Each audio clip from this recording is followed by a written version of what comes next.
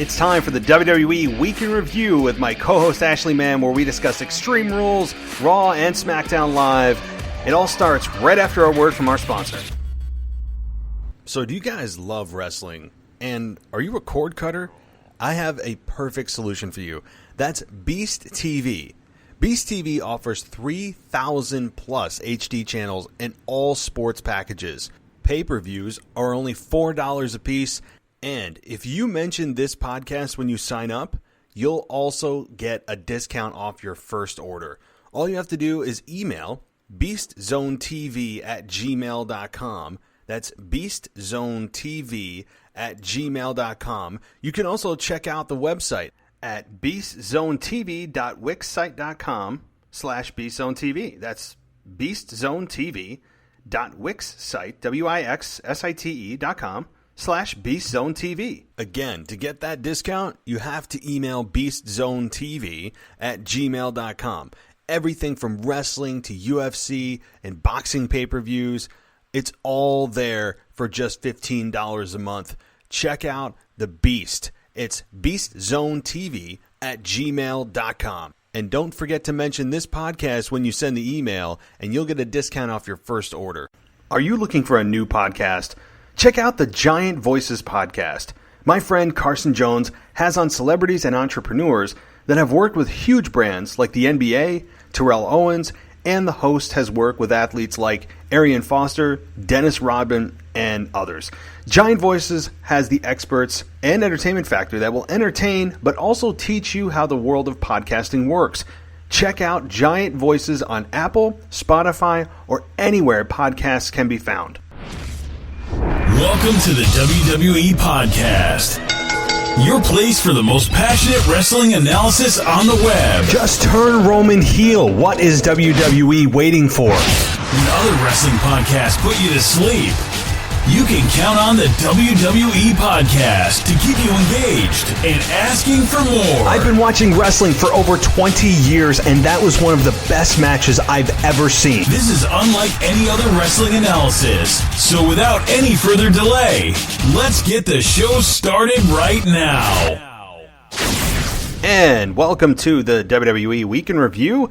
And this week I have Ashley Mann, who's my co-host of the show, and we discuss, my God, everything. I mean, really, everything under the sun, including, we even touch on CM Punk at StarCast, and she will be also attending the Raw reunion show from Tampa, Florida next week, which I am super jealous of, that she gets to see all those just massive wrestling stars next week in Tampa. So I'm really looking forward to her analysis from that show and live in-person review from it, so that'll be pretty damn cool.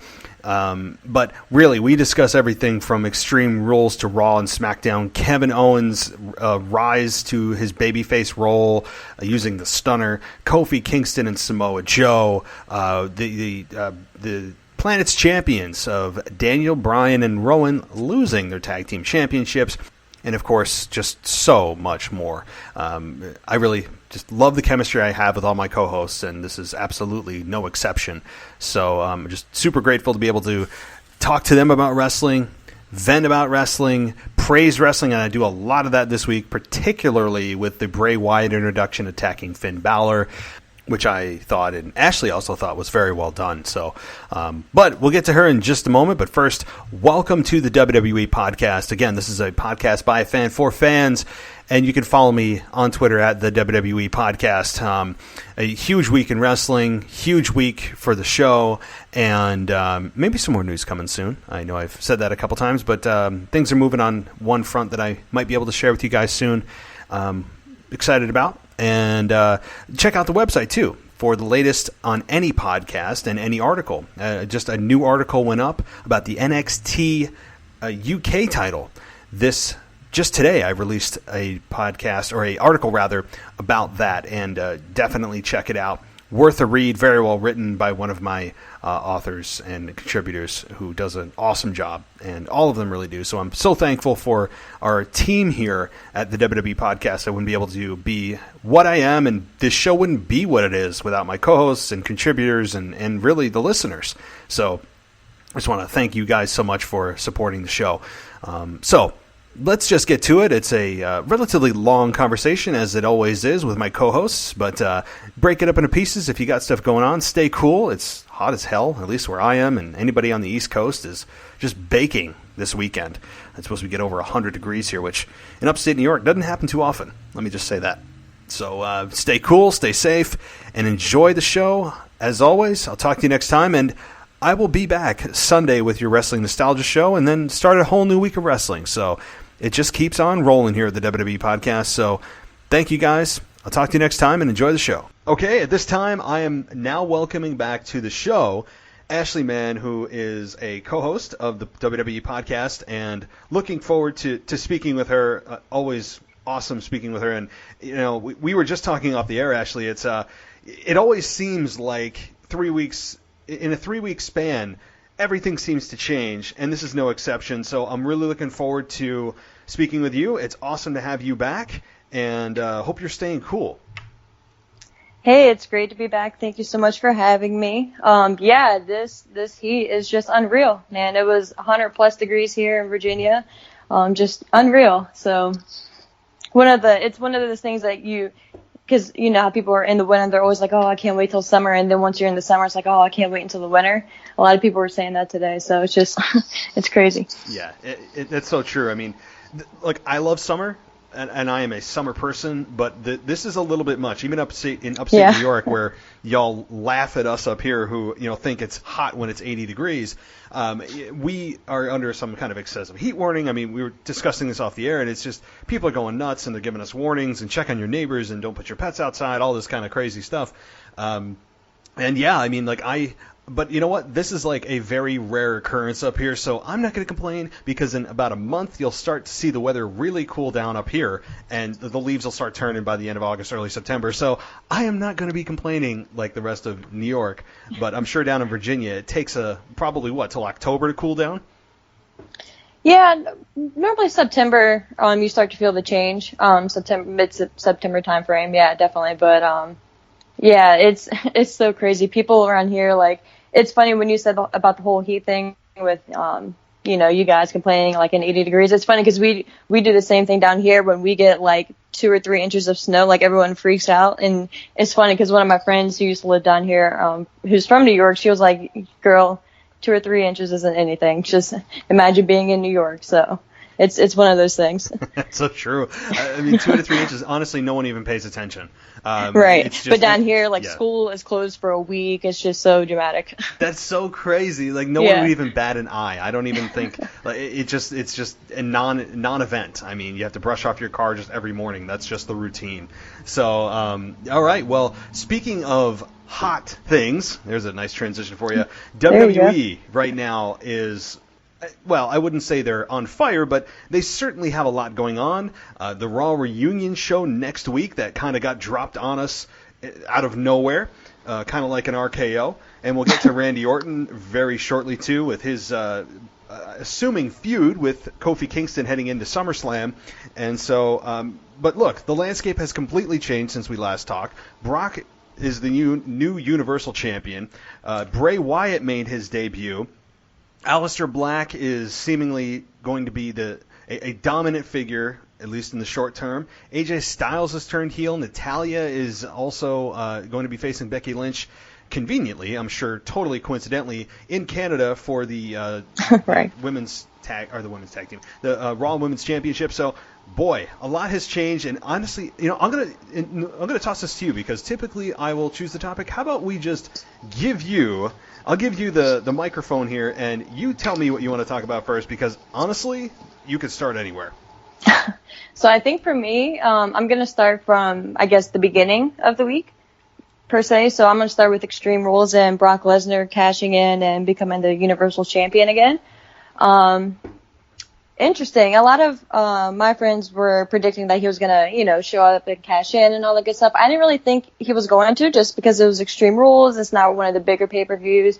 I figured maybe if they're going to do it, they're going to save it for maybe a SummerSlam or maybe the first Smackdown in October on Fox, or maybe all the way until WrestleMania. So I don't know. I was kind of all over the place with him cashing in, but I definitely didn't expect it to be this past Sunday.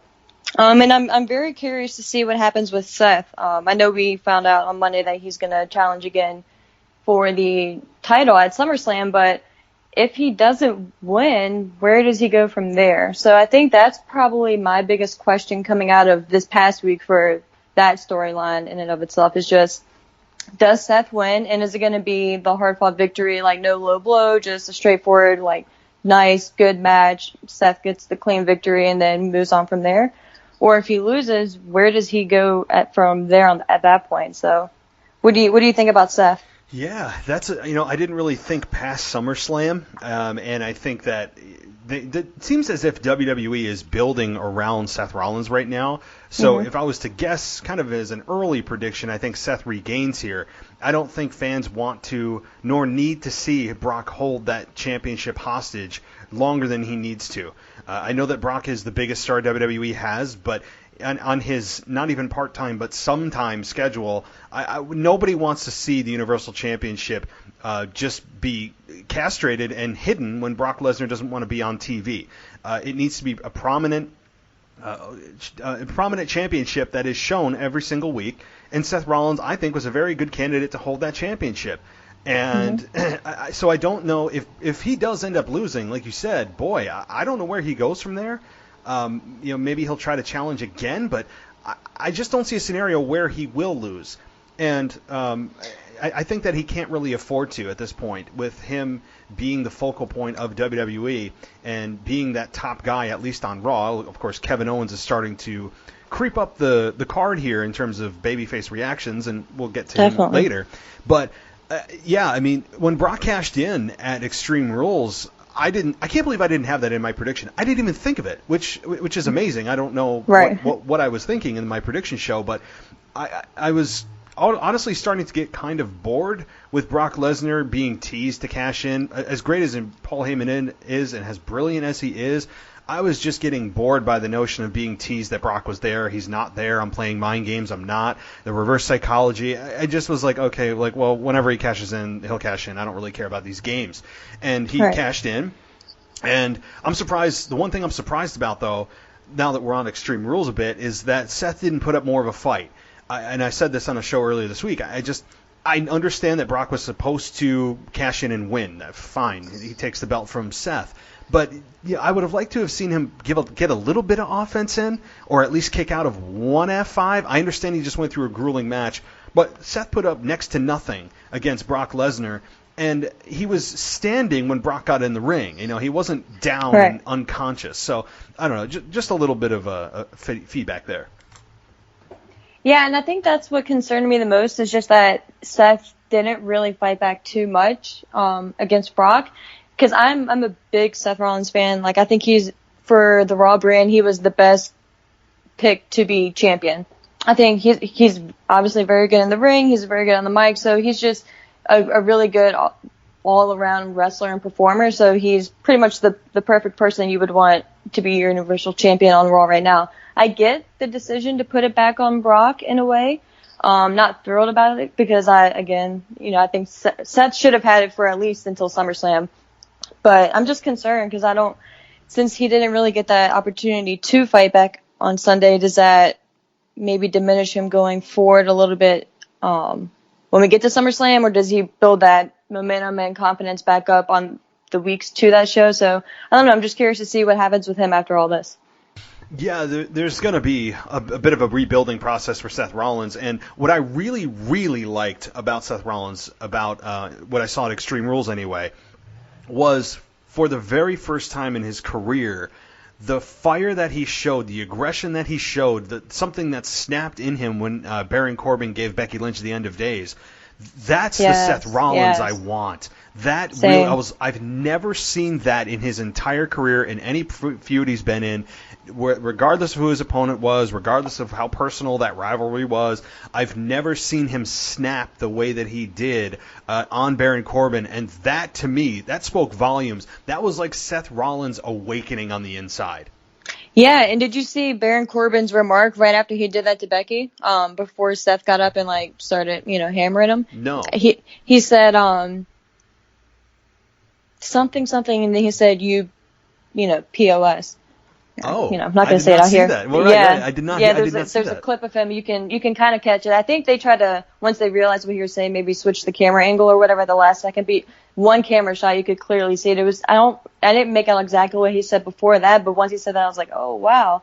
And then that's when Seth just got up and just started pounding him. But yeah, so that was I love that spot. And everyone says how horrible Baron Corbin is, and he isn't the best candidate and shouldn't have obviously been fighting to become Universal Champion, but he is the best heel that they had for the most part on Raw. So I'd be curious to see what happens with him going forward as well, now that things have kind of changed, and I guess we're not going to get any follow-up to him hitting the end of days on Becky between him and Seth. So curious to see where he goes, or if he just takes a break for a few weeks, or what happens with him too.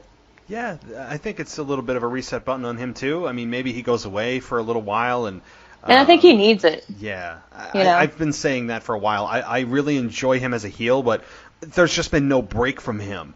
There's been no time for me to just enjoy WWE life without Baron Corbin on my screen multiple times every single week, and maybe that's the point, but.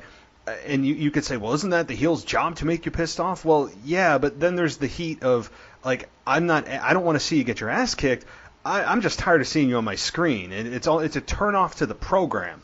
And that's, I think, at times where Baron Corbin is. And I don't want that because he is very talented. He's very good on the mic. He's very dislikable, which is what you want in a heel. Mm-hmm. He just needs even a couple of weeks off. To maybe interject himself back in and mess with another babyface's victory or whatever. I don't care. But, yeah, he just needs a little time off. Definitely.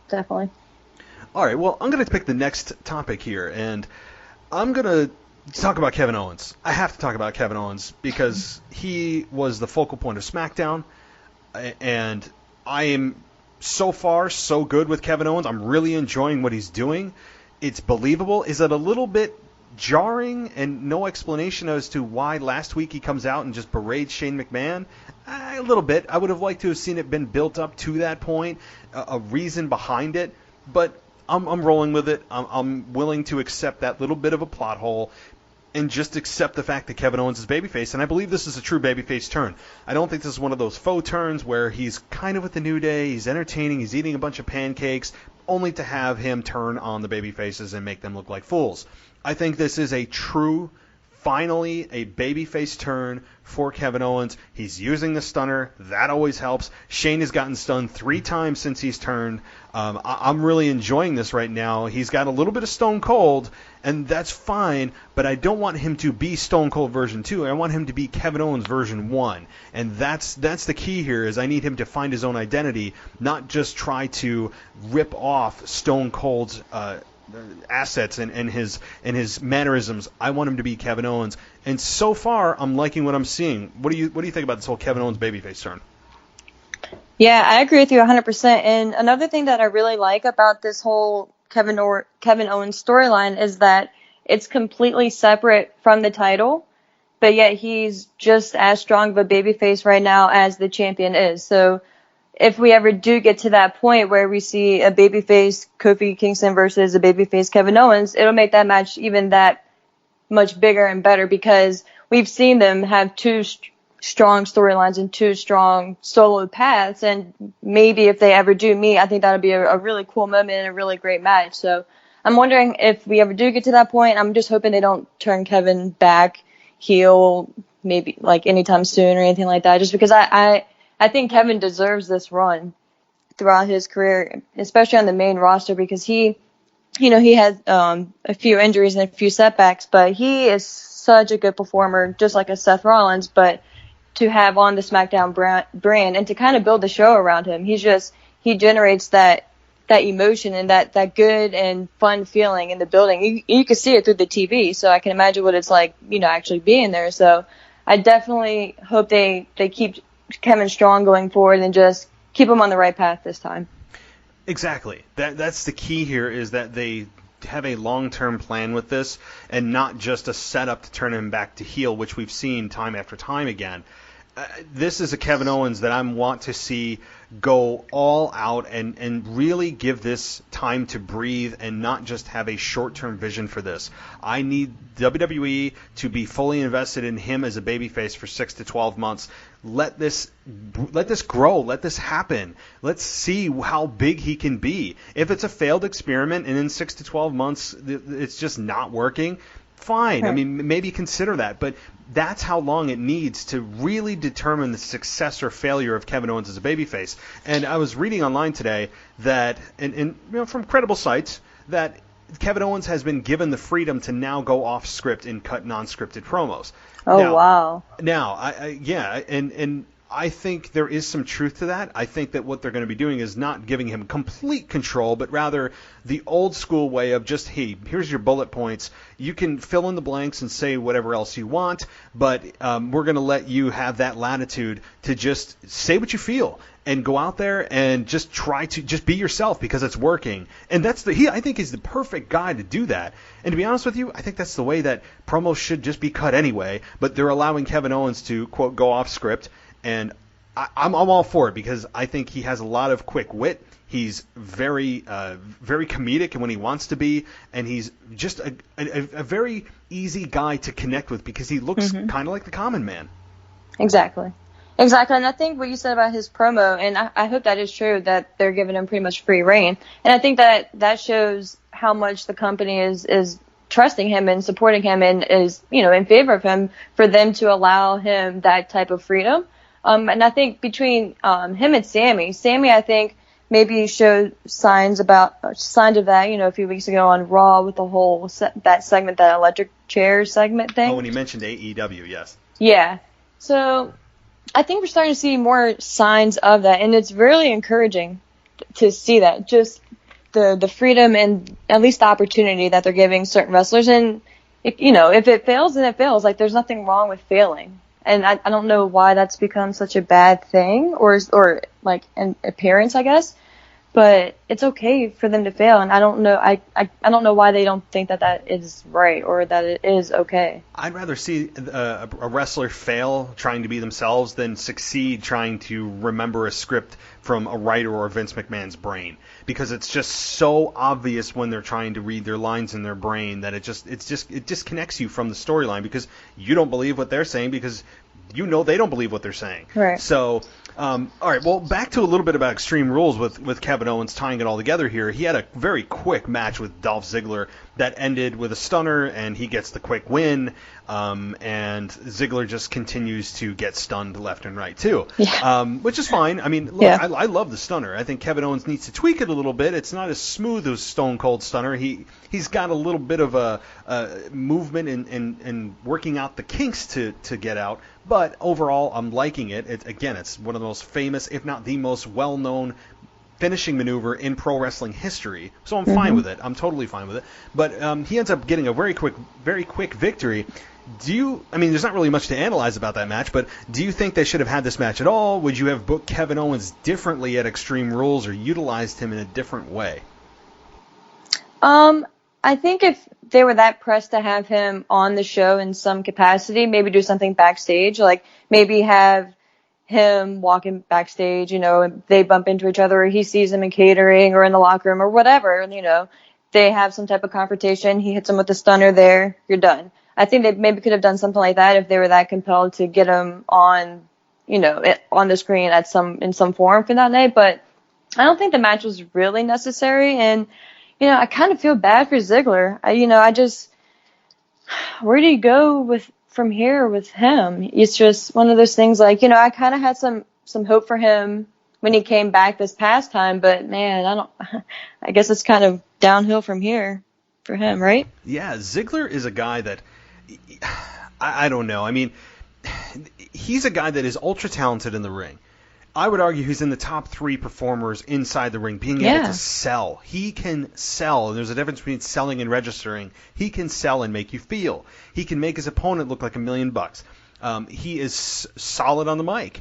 The problem is that he is a victim of years and years and years of misbooking, which has done almost irrevocable damage to his character, where you can't really go back to repairing it, because you know that even as good as his promo may be, or as authentic as it may come across, or as real as it may be, it's Dolph Ziggler, the man talking, not the character, whatever kind of quasi-shoot promo they want to do with him, you still know at the end of the day he's going to lose.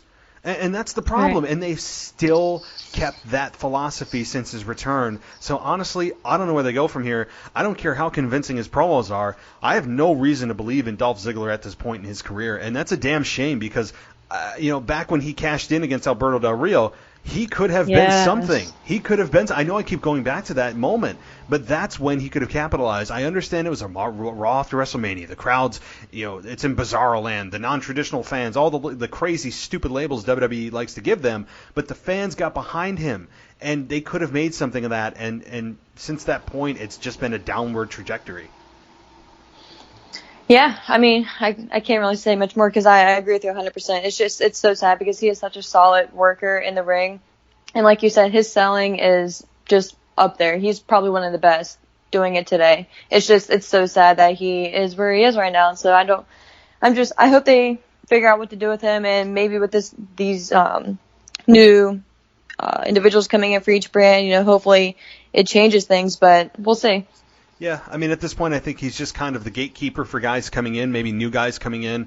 He has a program with them, makes them look really good, because he can make anybody look good, and then they just kind of move on, and Dolph is just kind of in that mid-card hell. I mean, that's just kind of where he's going to live, and that's, again, a damn shame. But back to Extreme Rules with Kevin Owens on the last note with that piece of our conversation is that if it were up to me, I probably would have booked Kevin Owens to interfere or even the odds in the tag team match with The Undertaker and Roman Reigns once Elias hit Undertaker in the back with the guitar. And I figured, oh, wait, Kevin Owens is coming out. Here comes Kevin Owens. Yeah, and I was like, that's got to be a perfect opportunity for Kevin to come in, even the odds, because you don't want to make it look like Taker needs help. And even the odds, so the baby faces and heels are now even, and you have a stunner on Shane to even the odds, and Kevin Owens runs through the crowd again. I mean, that's what I was expecting and waiting for, and instead it was just... they ended up winning, and we'll talk about that match next. But I don't know. That's how I would have booked him, and that's how I envisioned it. Yeah, one of my friends had mentioned that as well. I didn't even think about that until someone else had mentioned it before, and then that would have been the perfect spot for him, honestly. Yeah, you're spot on that one. I mean, it just, to me, would have been a better use of him than just squashing Dolph Ziggler, which did damage to Ziggler that didn't need to be done, and Kevin Owens would have, I think, gotten a more rebellious type of reaction and got that anti-hero character trait going more had he just come through the crowd, hit a stunner, even the odds, and left. Like, that would have been at least how I would have booked it. But speaking of that tag match, Taker, at least in my opinion, looked the best that he probably has since over the last year or two. Yes, he was buried in the tag match. Roman did a lot of the heavy lifting. But the times where he was in the ring, I think he did pretty damn well for at least his age, what we saw with the Goldberg match. And yes, he had a little bit of a blunder with Shane at the very end, trying to pick him up for the tombstone. That was a little, but a very small fly in the ointment. But he fixed that right away. Yeah, he did. With that look, Yeah, he did. He did the best he could to cover it. And I'm fine with it. I mean, if that's the worst thing that happened, whatever. But that's at least my analysis. And what did you think of the whole match and Taker's performance? Oh, I was thrilled. I enjoyed it so much. I was really surprised that it went on first too. I wasn't expecting that, because I thought that was the main event. I could have just made that up, but I thought I had heard that they were going to go on last, and to see them come on first was different. But it was really cool. It was a really fun start to the show. It was a really good match, and like you said, Undertaker looked amazing. He looked so much better than his match against Goldberg, and of course it was different conditions and situations for that match, but I was so happy to see him back. That environment is perfect for someone like Undertaker.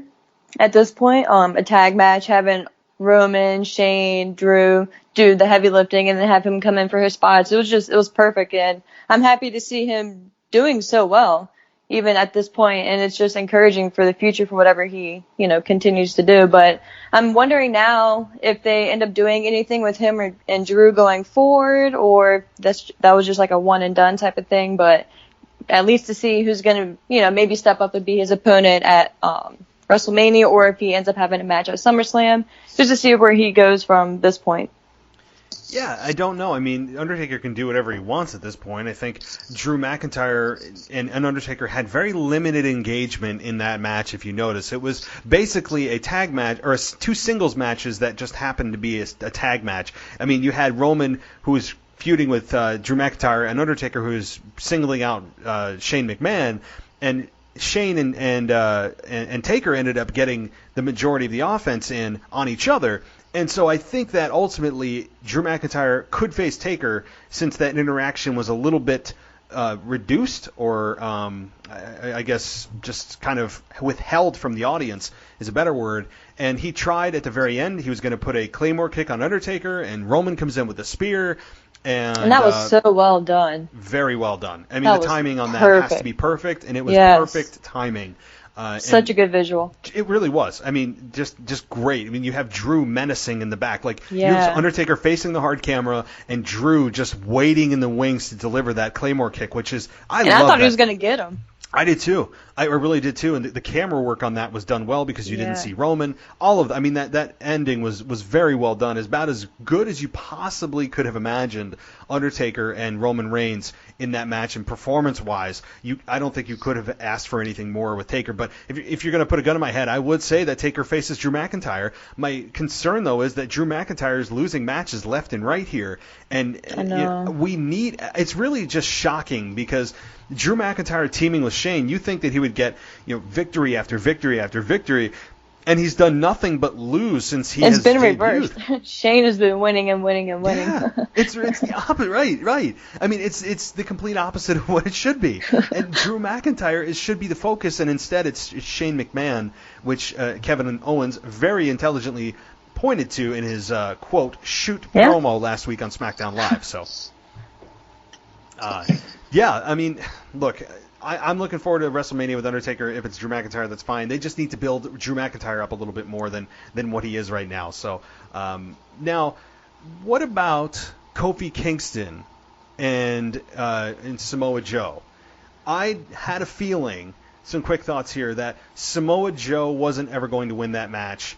He didn't. He lost clean to Kofi Kingston.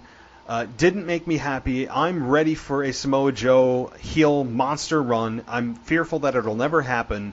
But we got a match that honestly was a bit underwhelming, at least from my expectations. And it just ended in what I think we all feared. Well, at least people that want to see Joe as champion, and Kofi Kingston just overcoming and winning clean. Yeah, and just the quick finish too. Like, Kofi hit the Trouble in Paradise out of nowhere, and 1, 2, 3, and it was done. I was like, wait, what? Like, I literally had looked down for just a quick second, looked back up, and the match was over. I was like, man, okay, like, at least let him kick out of 1 or something. But I was just like you. I was really disappointed, because I'm such a huge fan of Joe. He, again, great on the mic, great in the ring, and deserves a championship run. He is probably the best on the mic that they have. Wait, is he on SmackDown or is he on Raw, technically? Does anybody really know at this point? I mean, honestly. Right. Okay, but yeah, regardless, he's one of the best that they have on the mic, and I'm fearful, just like you are, that he's just never going to get that run. Would I want to see Kofi lose? Maybe not, but I really wanted to see Joe win, too, so it was just it was a difficult choice for me, but I don't know. I think Joe's one of those characters too. He just needs to take like a break, just go away for a month or two, and then come back, refocus on him, and just let him have that monster push. So for him, I think he's one of those top guys that I want to have them refocus on. And maybe, like you just said, time off would be his best friend, because fans have short memories, and for the most part, as Vince McMahon loves to say, oh, nobody remembers that. Well, I think Joe could very easily benefit from even just a month off, and just disappearing off the radar. The announcers don't even mention anything about him. He just never existed. And have him come back reinvigorated and just destroy somebody, the champion, whoever that may be at that point. Just destroy them, take the belt, cut a kick-ass promo, and then just go on a tear. I mean, that is what Joe should do, because he can talk his way out of anything. And right now, if it weren't for his promo skills and his presence, he would be in the lower to mid card. because anybody else that was booked the way he's sure. been booked, I mean, the roll-up. How many times has Joe gotten rolled up and surprised and, oh, my God, somebody beat me with a roll-up? Which seems and he's to be such WWE. a big guy. Yeah, like, come on. You know? Come on. Joe is like pushing 300 pounds, and Rey Mysterio is $150, and we're supposed to believe that he can hold his shoulders down for 3 seconds if Joe really wants to kick out. Come on. But WWE seems to be happy, like kind of a roll-up happy right now, and 2 out of 3 falls happy right now. So, yeah. But look, Joe, if they don't give him a run, and I say this every single time, and I'll say it until it happens, if they don't give him a run, it's criminal. Somebody needs to be locked up if Joe doesn't get a monster heel run as a top champion. I don't care if it's Universal or WWE champion. So that's just my take on it. But on to something better, I think, is, and I know that we're still a little bit on Extreme Rules, but I just have to ask you, what did you think of Bray Wyatt's debut coming in on Raw and going against Finn Balor and hitting the Sister Abigail and then disappearing? What did you think about this? Dude, I loved it. I loved it so much. I was kind of wondering why Finn was just like celebrating, because he, just lost and he, had a rough few nights. And then all of a sudden when that music had that eerie little twist to it, I was like, no way. And then what they did with having him in the middle of the ring, having Finn in the position for the Sister Abigail, the camera work and those flashing lights, those rotating lights, oh, it was perfect. To the point where when we first got that first visual of the mask, I got freaked out. I was like, oh my gosh. And then when the spotlight came on, it was just perfect. Like, I just loved everything about it. At first, I didn't know. I was kind of thinking, like, is it specifically against Finn, or next week is he going to show up and attack someone else? Or at first on Monday, I was thinking maybe he was going to show up on Smackdown as well. He could have been a wild card and just attack someone else. So I didn't know if it was going to be like he just does it to random people type of thing. But if they do go with the Finn storyline, which it looks like they may be doing that, I'm wondering if we get the Demon at SummerSlam or if it's just regular Finn Balor, because I have heard that he wanted to take some time off and they're granting that. So I don't know if it's just going to be regular Finn Balor, the Fiend destroys him and, sends him away for however long he's going to be off for and then comes back. But I love what they did with Bray Wyatt, and I'm so excited to see what they do going forward. I can't say enough about how awesome it was to see him, and yes. You could hear the Long Island crowd like chanting "Holy!" Oh. You know what? I mean, and real quick, I'm sorry to cut you off, but I was thinking, because I think that happened like around the 9 o'clock hour, at least Eastern time, and I was thinking, man, there's probably little kids in the audience, like little kids still watching it at home on TV, because especially in the summertime, and I'm thinking like, and I love scary movies, like horror films, all that good stuff. And when I first saw that mask, I was like, yo, that's really creepy. So I'm wondering if like little kids got freaked out about it, but because it was just that like stunning with that first visual, it was just incredible. Look, I'm a 34-year-old guy, and I was still like, I'm sitting at home going, if that thing ever showed up in my house. My gosh. I mean, imagine. Like, it was akin to when I was 13 years old, and I first saw Kane and his mask. Yes. His mask was scary enough, and his mask wasn't really intended to be that scary. It was just to cover up the scars from the fire that Undertaker set to his family or whatever they were doing. And so that was scary enough, and I was 14 years old. Fast forward 20 years, and you present a mask to me that I'm scared at 34. Man, I mean, so that Dude, was his mask. It was insane.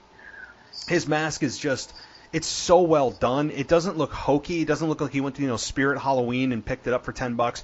It looks like he got it done professionally by one of the top, I don't know his name, but one of the top guys in the like film industry who does masks for like all the like main thriller and like horror films. He got that guy, and he paid him apparently he paid him like personally to do it for him these previous months when he had been out. Well, that's an investment that's paying off dividends. I mean, for sure. Awesome. And the contacts that he has on his eyes, those yellow kind of creepy demon eye contacts are awesome. Mm-hmm. The makeup around his eyes, all of it, his outfit with the leather jacket, just the whole look, as you said, the lights, everything was just done so well. I mean, it was just awesome. And you only saw him for a glimpse. He didn't overstay his welcome. He hit his finish and he left. And would I like to see him maybe alter his finishing maneuver a bit? Maybe. ready for a complete transformation, but I'm fine with him keeping Sister Abigail, even though she was burned, her soul was burned by Randy Orton, so I don't understand. But hey, I mean, so fine. If he wants to keep his Sister Abigail finish, that's fine. Maybe it's in tribute of her now. Yeah, maybe as a tribute, it could be. I mean, yeah, I mean, well, sure. At this point, it could be. But that's what I really love. And my prediction is that it probably will be with Finn Balor at SummerSlam, the Demon versus the Fiend. So it's like evil versus evil. Yeah. So if you're a really religious person, you may not want to watch that match and get highly offended. But look, I'm fine with it. I think what may happen, and if I was booking this, I would have next week Bray Wyatt come out as the co-host, that friendly kind of creepy co-host in his sweater, talking about, I don't know, Finn Balor in kind of like a condescending, creepy way as he would in one of his videos. I mean, I want to see the turtleneck Bray Wyatt come out occasionally. I don't know how he's going to balance the Fiend and the sweater wearing kids show, but kind of a quasi horror movie presentation. Like, he said that he can control it, so that tells me he's not always going to be the Fiend, and he'll bring out the Fiend when he needs to. So it'll be interesting to see how he balances that. Oh, for sure. And I think if anyone can pull it off, Bray Wyatt can pull it off. He's just amazing he would have been, I think his character when he first debuted on the main roster, that was probably one of their biggest downfalls and biggest misses, was not pushing him and protecting him as best as they could have. So now that he's got this second chance and just entirely different character and these two different personas, I think if anyone can pull this off, he definitely can. And I would love to see, I think he has to, right? He has to come out as normal Bray Wyatt with the sweater and the khakis and all that and do something, right? That guy has to show up, because it would only make sense, and since that was the main point of the videos they have been putting out. So I just feel like they have to tie that into it somehow. They would have to. Because that's how he spent the majority of his time, was as the sweater wearing evil Mr. Rogers. And so I want to see that version of him, because that's what really was the stark difference from the Eater of Worlds. And he comes out. I remember the very first episode, people are tearing it apart. Oh my God, what are they doing to Bray Wyatt? They're destroying him. And people were losing their minds. And then week after week, people started to get extremely intrigued. Like, well, what is this? Like, he's going all in with this. Like, what is this about? And he brought me in from day one. I've never been against what Bray Wyatt has done so far. Him paying for that mask, it looks professional. It is professional. I wanted him to debut at a more top level in a championship match, but fine. Finn Balor is a fine opponent. We've seen this program before, but we haven't seen the Fiend versus the Demon, and WWE loves to make the marquee matches have some kind of gimmick to them. And fine, you want to have the Fiend versus the Demon, great. I think that Bray Wyatt cannot lose, so I don't think that's going to shock anybody to predict 3 weeks out that the Fiend is going to beat the Demon for the very first time, because the Demon, if mistaken, or correct me if I'm mistaken, but I don't think the Demon has ever been defeated. I believe he has a perfect record. Is that correct? Yep, that's correct. So this could very well be the end of the streak for the Demon. And so, again, I'm really looking forward to it. The creepy music and Finn's music kind of like fading out, and the lights slowly. Oh man, it was perfect. A+ all the way around, and A+ to production, A+ to Bray Wyatt, camera angles, lighting, mask. I mean, you name it. It was just something I popped for. And the crowd was right with me and you, and I think many people at home chanting the holy chants, and so loved it. All right. Well, yeah, one more thing before we move on about that real quick. I'm sorry. I was just wondering, do you think another reason why maybe he chose Finn Balor was this Fiend and kind of him talking about his past and the videos that we saw? Do you think that maybe he's going back and like getting retribution for people who did him wrong in the past? Like, so he's starting off with Finn. Do you think maybe he'll go after like Daniel Bryan, Randy Orton, kind of like people who've beaten him in the past to try to like, take, just like maybe for bragging rights or whatever, or just to go down that path for whatever reason that he comes up with. I was just, because, he did have that feud with Finn. I don't remember how long ago it was now, but I think it abruptly ended because that was around the time when he got, mumps or something? When they had that breakout, that sickness, maybe a year or so ago. But, I was just wondering if you think that maybe they're just, like, revisiting his past in a way. I think there is so much to this Bray Wyatt character that it's like layers upon layers, and the promos that he cut week after week from the his set of the creepy children's show. There's so many Easter eggs and nuggets and layers to this that it's almost a full-time job to try to dissect all of it. It could be as simplistic as that. And if it's presented as simplistic as that, I'm on board with it. I don't need this to be overthought, but I also don't want my intelligence insulted. So, yeah, if it's just him going on a vengeance tour, great, fine. But let us know that, or let us clue us into a pattern. Maybe show us previous matches that he's had and maybe why he's attacking this person, and just have Bray Wyatt tell us that he's on a vengeance tour. I mean, I don't care. But yeah, it could very well be that, and I hope it is. The other thing is, too, now that you got me thinking about it, is if WWE thinks that presenting him as a heel is going to work, they have another thing coming. And Bray Wyatt and Finn Balor is beloved. He's a workhorse. He's a great performer. He's very likable. He's got a cool demon character. But if they think that Bray Wyatt is going to get booed in any capacity at this point, they are sadly mistaken. For sure. And they have to know that there's no one who's going to boo him. There's just no way. Like, people are so excited to see him, and the response that he got this past Monday alone, it was just amazing. And now that people are going to be expecting to see him now that he has physically made his return, it's just going to get bigger and bigger. So they can't try to place him as a heel. It's just not going to work. It would be a complete disaster if they decide to try to do that. Waste. Don't waste your energy trying to do that. Don't fight it. Embrace it.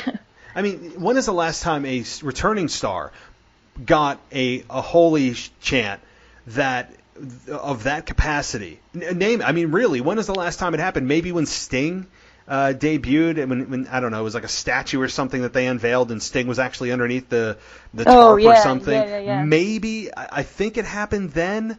But those chants, those two particular words don't happen too often, and it's only done when the fans feel something real. Mm-hmm. It's not done as just kind of like, oh, it's a cool thing to chant, or this is awesome, which is completely overused. That chant is saved for special moments, right? And when they feel something that's real, and so WWE has something here. And they need to make sure that, as you just said, don't waste it, don't fight it, don't paddle upstream. Just go with what the fans are telling you. So my fear, though, is that he's going against Finn Balor, who is a beloved star. But I think he's got a little. Finn Balor is just kind of fading into the abyss right now. I mean, he lost to Samoa Joe, even though he hit the coup de grace and was standing there celebrating like he won the match. Well, as you said, it makes no sense. But it was a setup for Bray. But Finn is a beloved star. And so my concern is that even though we feel that he should be a babyface and the reaction says he should be a babyface, it's against Finn Balor. So that's my only small concern. He didn't go after a heel. Same here. I'm right there with you. All right. Well, I think we've covered Bray Wyatt. I mean, Bray Wyatt is just. I think he's going to be a weekly talking point that is going to fascinate us for every single episode of Raw. Which I believe he's a Raw star, considering that he debuted on Raw, even though there was no official draft or notice that he's on Raw, and he didn't show up on SmackDown. So I would assume that Monday Night Raw is his home. So, okay. One thing I also wanted to touch on, kind of wrapping up Extreme Rules, was it can be a couple of things here. I wanted to touch on two things. Bayley and her retaining the SmackDown Women's Championship, which means there was no interference from Sasha Banks, which I actually thought there would be. And we have Aleister Black defeating Cesaro in a pretty dominant fashion, and then in a more dominant fashion the following night on Raw. So, or was it SmackDown? I honestly can't remember. It was either. I'm getting lost on who's on what show. SmackDown. So he defeated him even more soundly on SmackDown. So just give me your thoughts on Bayley retaining and where she's headed, and Cesaro, who seems to be the sacrificial lamb for the up-and-coming Aleister Black. Yeah, I kind of expected Bayley to retain. I figured she was going to get a quick roll-up victory or something against Nikki Cross, and then they were going to attack her after the match. And then I expected Sasha Banks to return as well. I expected Sasha to run out and save Bayley, or something to that effect. But I'm happy Bayley retained the title. I think if you're gonna make a big of a deal as you did when she won the briefcase and cashed in that Money in the Bank, you have to let her have a nice substantial title run. So I hope if since that's the one that they chose, that they're going to stick with her and actually build her run and make it mean something. So curious to see where they go with her going forward. But I guess it's going to be Ember Moon, which should be interesting. It was an interesting pick, but I guess we'll get to that later on. But yeah, so we'll see what happens with Bayley and Ember Moon. But what's the other one? What was the other thing? Aleister Black, yeah. Whew, completely drew a blank there. So Aleister Black, I loved his match with Cesaro at Extreme Rules. That was such a great match. To me, I think it was match of the night. It was just solid in-ring work. And then I was excited once I realized we were getting a rematch on SmackDown, but rather disappointed that it was such a quicker match and that Cesaro lost again. I'm not a fan of 50-50 booking, but Cesaro is just one of those gems out there that is such like a rare find. He's so ungodly strong and just amazing at what he can do for his size in the ring. So I really want them to refocus on him and kind of redirect his character going forward and just keep him on Raw, have him be done with Aleister Black and just have his own path on Raw and just be completely done with this now. But it was a great match though. Yeah, I'll second that. I mean, I'll start kind of backwards here and talk about Aleister Black and Cesaro at Extreme Rules. From a technical standpoint, from a pure wrestling standpoint, that's a wrestling match. That's not a sports entertainment-y match. That's a wrestling. That was like a little bit of a throwback match. That it was a nice, it had some grappling. It has a lot of hard physicality. Mm-hmm. You couldn't see through their work. They seemed to gel very well. And I was hoping that this program would go a little bit longer, but as you alluded to, the fact that that Aleister beat Cesaro so decisively and quickly on SmackDown tells me that this is just a stepping stone for Aleister and that he is moving on. Maybe he'll just be called Black next week because Vince McMahon doesn't like first names. So just a little bit of a heads up for everybody out there. Just like Antonio Cesaro lost his first name, it could just be Cesaro versus Black. I mean, really, at this point, the way WWE hates the first names of their wrestlers. But again, I really the ones believe, that they give them. Yeah, really. I mean, what is it? Who is it that lost recently? Mustafa Ali. Well, yeah, he's just Ali, and then Almas. Andrade. Andrade, geez, I drew a blank on that. Yeah, so he lost his name. So WWE just has this like weird thing where they just go, nah, that doesn't sound cool, and they just get rid of their sub names or first names or whatever. But again, I really do think that this program could have had more legs and more length, but WWE felt otherwise, and they're clearly just moving on from Cesaro with Aleister Black. But to be honest, I mean, I like Cesaro as an in-ring performer. He is top flight. He would be a guy you would love on your roster. He doesn't cause issues. He's extremely strong. He's a good-looking guy and has marketability. He just doesn't have any kind of personality that's shining through. I don't think he knows how to present who he is with the volume turned up to 11. And now he's gone. So he's gone from like Antonio Cesaro to James Bond to The Bar, which felt forced, and then he's into this like kind of like techno 80s galactic music with like kind of a space suit. I mean, I don't know what he's wearing now. I mean, it's not bad music, it's not bad attire, but I don't know what you are, and you're wearing the bar mouth guard. So I don't know what you are. So the fans are having a hard time relating to him, even though when he gets in the ring, he can go with anybody. So I think that's the disconnect here, is he never has really found his persona, and that's the key, and he's missed that. But Aleister Black is extremely intriguing when he's doing his promos backstage, the way he enunciates words. He's very believable. He's very dark. And WWE clearly has bigger plans for him, and I'm on board for that. It's just a shame that Cesaro was first rather than third or fourth on Aleister Black's ascension here. Yeah, and it was an interesting choice too. Like out of all the wrestlers, they chose Cesaro to be the first sacrificial lamb to Aleister Black. So that was just an interesting choice. I mean, it was a great match, and I'm thankful that we got to see it, but just a weird pick. I think it's a safe pick. I think that's why WWE went with it, because Cesaro has credibility, but he also can work with anybody, as Ziggler can work with anybody. He's kind of in the same boat Ziggler's in. True. I mean, Yeah. like, he's kind of akin to Zig. He's like the version of Ziggler on SmackDown Live. He wins occasionally. He never wins the big one, and he doesn't have a true personality, so it's hard to get behind him and get attached to him. He's kind of a Ziggler. Again, but I think Aleister Black has big things in his future. I think WWE believes that. I hope that he continues with his backstage segments and, saying that who's next to knock at my door. I like that, and then you just hear somebody knock and you don't know who it is. That's a good hook. So I'm behind. I know more about Aleister Black than I do of Cesaro, who's been there, 6-7 years. So very true. Yeah, I mean that's the issue with Cesaro. But all right, well, moving on here to a little bit about the women's division, and we already talked a little bit about Bayley, and we talked about the kind of weird little program she had with Nikki Cross and Alexa Bliss that has now kind of faded away, and we've moved on. And now, I know I'm jumping around a bit, but this is the way my brain works, is that we are with Bayley and Ember Moon. And the way that she selected her was a bit weird, saying that I want somebody that has charisma, as if that's a qualifying characteristic for a true competitor to be qualified for a championship match. I mean, that was a little weird. I'm not against Ember Moon in this match.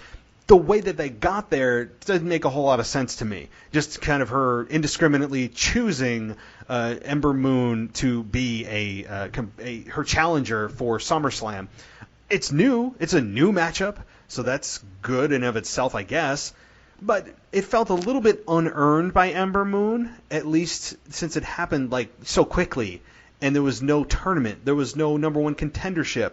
It's just Bayley, who happened to be in the ring at the same time as Ember Moon, and, oh, well, you're here. I'll face you at SummerSlam. So kind of a mixed feeling on it. What did you think? Yeah, it was a very random pick. Because I was trying to think, I don't recall off the top of my head ever seeing them wrestle one-on-one on the main roster. I know they had a match back in NXT, but I don't recall if they ever did anything on the main actual roster like Raw or SmackDown. So it's just an interesting choice. I don't know. I mean, I guess it's WWE acknowledging that, we want new, fresh matchups, or at least doing something different, or, giving other people opportunities. So I'm not mad about it or down on it. I hope that they actually tried to build up this match, especially for it to be happening at SummerSlam. It's kind of a big deal. It's the second biggest pay-per-view of the year. I guess some people say Royal Rumble may be the second biggest, but one of the biggest pay-per-views of the year. So to have that as their second women's match on the show is a big deal. So I just hope that they put effort into the storyline in this match going forward.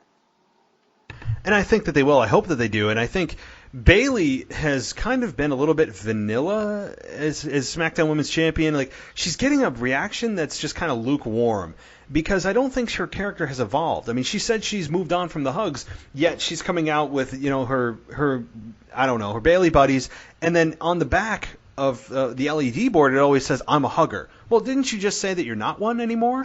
Yet you're coming out with a sideways ponytail trying to, appeal to the 6-year-old, 7-year-old, 8-year-old girls, and you're not a hugger, but you are. I don't know what you are. And then, Ember Moon needs a little bit of a kind of a reset too, or at least a little momentum behind her, who has, just a few weeks ago was caught backstage by Mandy Rose and Sonya Deville reading a book on a storage crate or something. I mean, it's like, well, wait, you're in WWE. You're at a television show, and you're backstage reading a book. What are you doing? I mean, so that didn't do her any favors. It was just silly. So Ember Moon could use a little bit of a shot in the arm too. I think they kind of need each other right now, and they need to just maximize their minutes, make this the best that they possibly can, because they need each other. They need to pull off a very good match. I don't think Ember Moon will win, but I think that it could be a program that elevates both stars if the match is given enough time and the build is done right. That's going to be the key. Maybe they have some scathing promos, and it's not just Ember Moon standing there jumping up and down like a schoolgirl who just won, I don't know, a prize at a play or something. She needs to be more of a star and more confident in herself, rather than just going, "Oh, thank you so much, Bayley. Oh my God, you're the best," and leaving. It was just like, come on.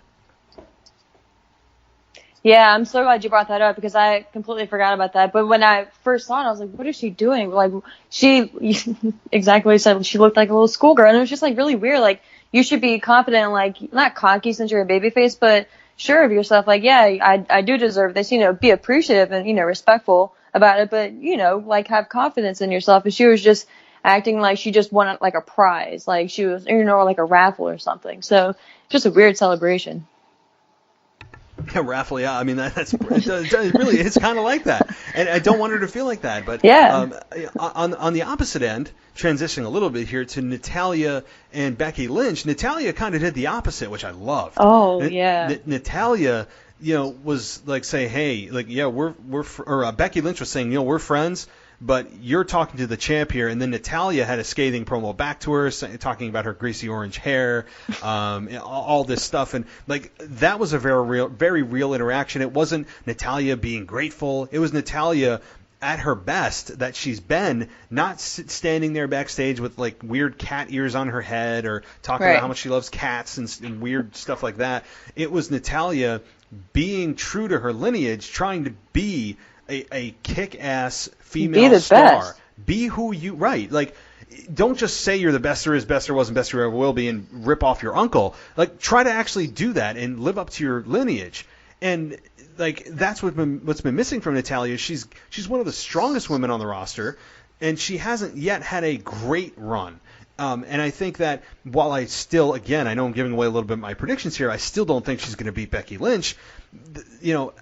It's a good program. It's a program that I wasn't really intrigued about when she won, and they instantly made me interested within 2 minutes of their promo.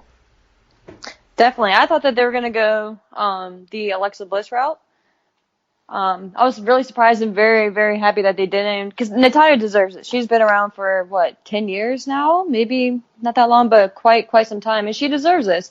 It's a big event, SummerSlam. They're in Toronto, which is mighty convenient, but I thought, again, this is another one of those storylines. I hope they really put time and energy into this. And I think all they need is Becky and Natalya to just go out there and just go back and forth at each other.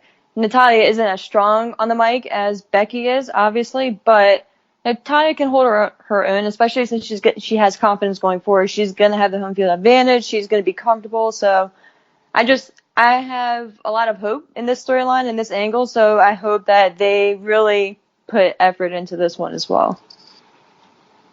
And I think that they will, because Natalya realizes that this opportunity where she has been in the last few years does not come along very often. So for her to be put in that spotlight, in that position at this pay-per-view, the second biggest pay-per-view of the year, she needs to bring her A game in every way, regardless of she's not strong on the mic. She's shown she can be strong on the mic. She just did it this past week by not reading lines and just speaking from your heart. And that's how it was perceived anyway. I'm sorry, I didn't mean to cut you off. No, that's fine.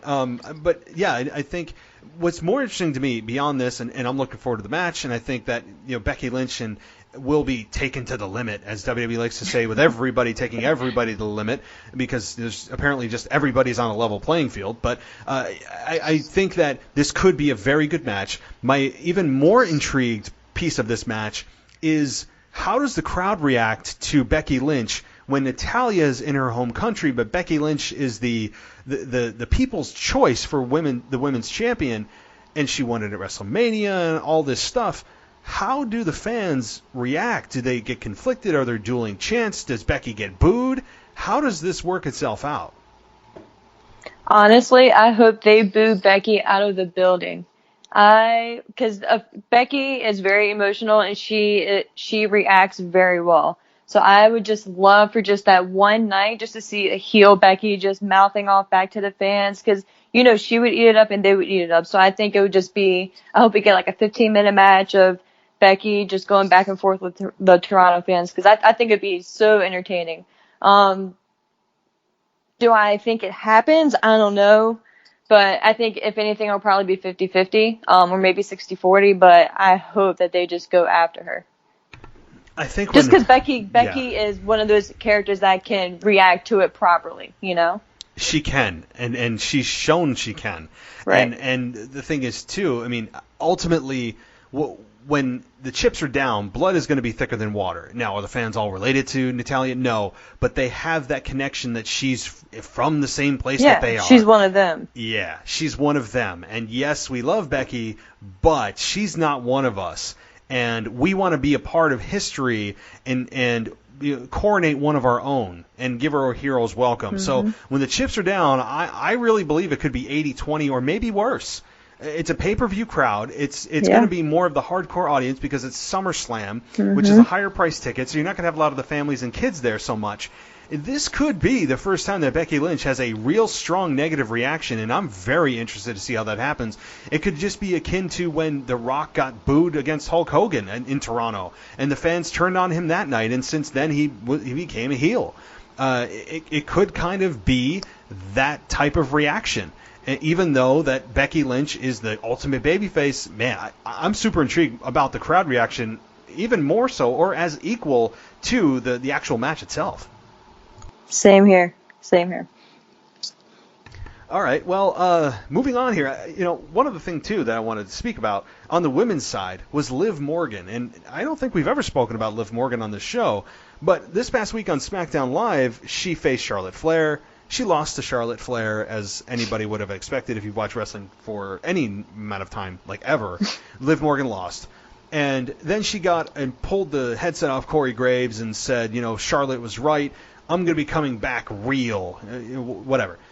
And that, while it's not super intriguing in a big story, it's interesting to note that it looks like she will be going through some kind of character change. Because for the longest time that I can remember, Liv Morgan has been nothing more than just kind of a punching bag for Charlotte and Becky and Ronda Rousey on the road to WrestleMania.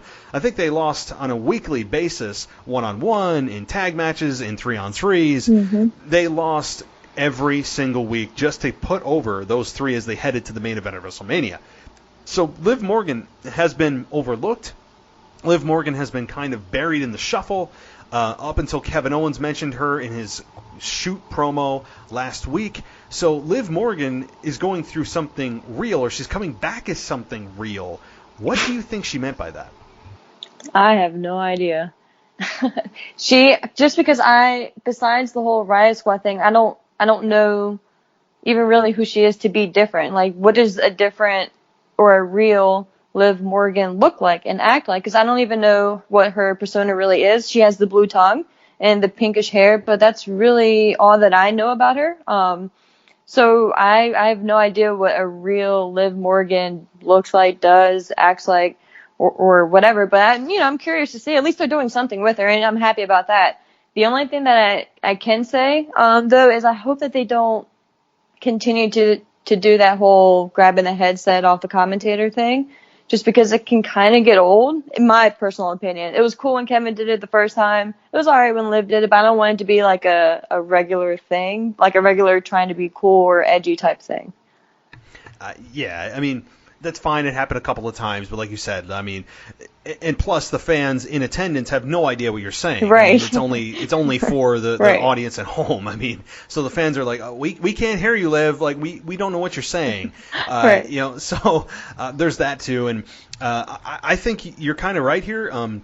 We don't know what the real Liv Morgan means or is, and I hope Liv Morgan knows what the real Liv Morgan is, because she's going to have to show us, and I don't know if she knows, but I think she is in need of a bit of a character change, because she does kind of look like a bit of a Barbie doll. That's, she doesn't look like the strongest individual, so she looks interesting. She's a good-looking girl, I guess, all that. That's great, but we don't know who and what she is, and so she's going to show us the real version of her. And like you said, maybe it will or won't include a purple tongue or a blue tongue or a pink tongue or a yellow tongue. I don't know. Maybe she's just going to change the color of her tongue, and that's the real her. I don't know. But we just need to see what that is. It was just an interesting note that she's going to be going through a character change. At least that's the way I interpreted it anyway. So on a bigger item that I wanted to talk to you about, because I don't believe we've spoken since this happened, is AJ Styles turning heel and becoming the United States champion against Ricochet. So a lot of different layers here. Not only AJ turning heel and reforming the club, because bullets don't exist, right, and also becoming United States champion and this feud with Ricochet that has extended from before the Extreme Rules pay-per-view at the Extreme Rules pay-per-view and seems to be continuing. So what's your thought on this whole situation with AJ Styles? I think my first question is where are they going with this? Are they looking to have this heel turn as a long-term thing, or is this just against Ricochet and maybe one other opponent and then he's going to turn back? Or I hope that they have long-term plans for him as a heel, because I think he is another one of those Kevin Owens type of guys out there who can be a really good babyface or a really good heel if given the opportunity and the time to do so and to build it up. So I just really hope that they stick with AJ being a heel, because I really enjoy him as a heel, and having the club back together, it gives Gallows and Anderson something to do and gets them on TV and gets them working again, because they're a really good tag team as well.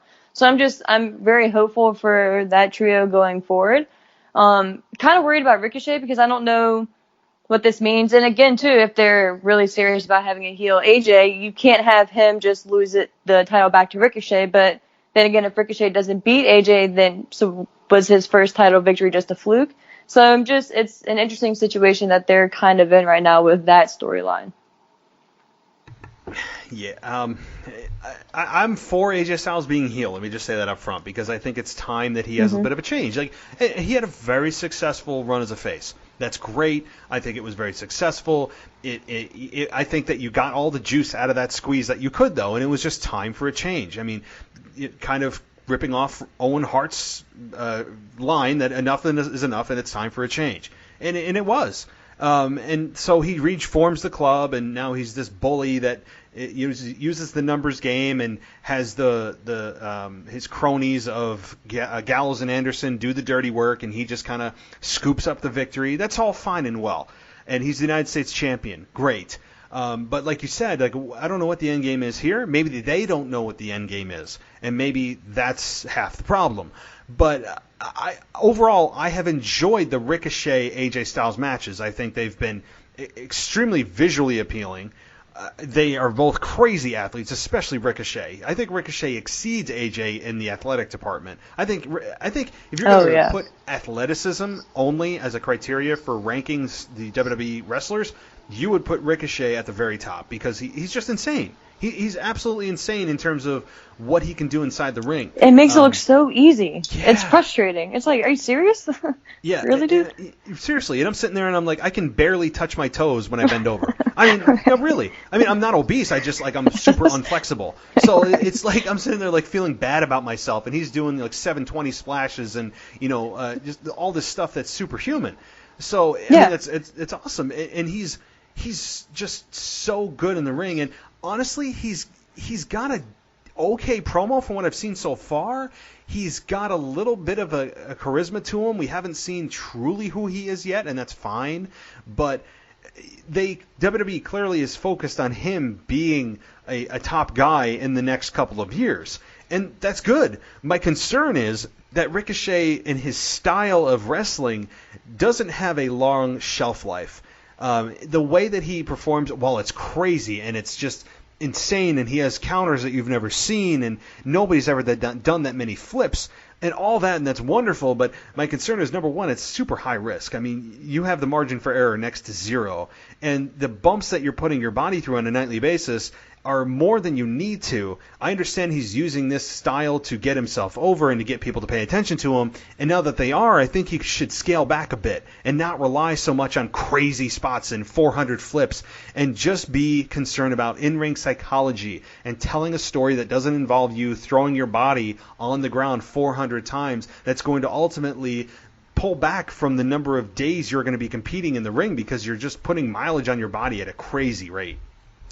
Yeah, one more thing, if you don't mind, about Ricochet. I think he kind of reminds me of a RVD or a singles run Jeff Hardy type of guy, where they're phenomenal in the ring, high flyers, all that good stuff. Just the fans, like all demographics, children, men, women of all ages, like everyone really digs and enjoys their character. But it's going to take a few years of building him up in the mid-card level, like U.S. title, IC title, I think that's the perfect, maybe even tag team titles. I think that's the perfect spot for him right now.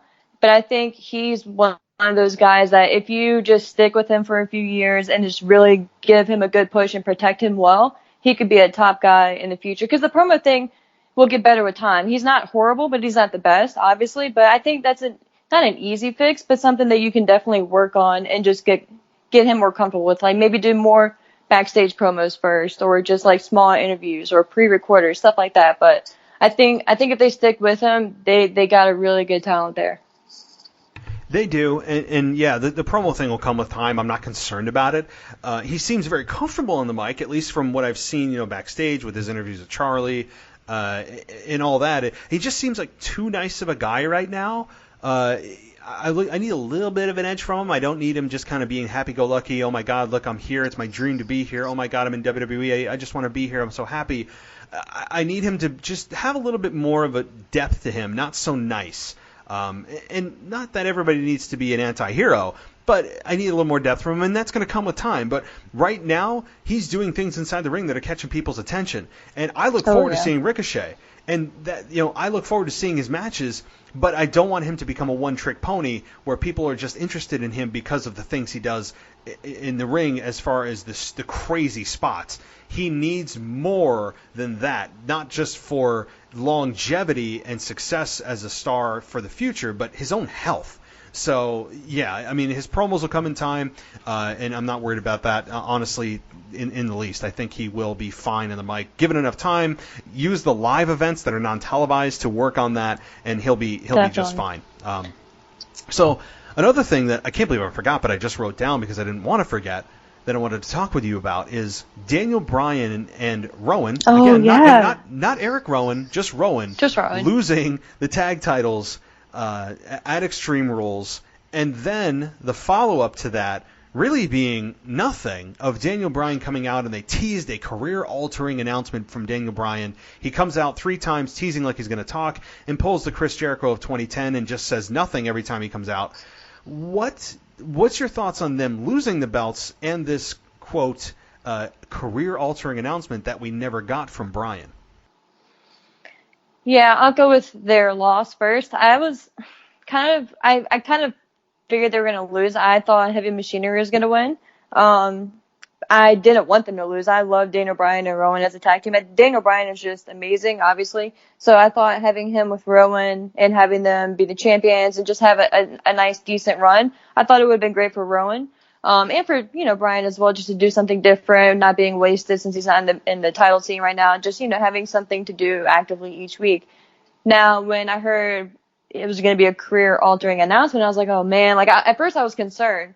Like, is he injured again? Does he have to retire? Something of that aspect. But then I saw the interview he did after that match. So they actually got me. I was really expecting to hear him come out and make, a huge announcement or just go crazy or do something big, and nothing really happened. So I was actually really let down by that.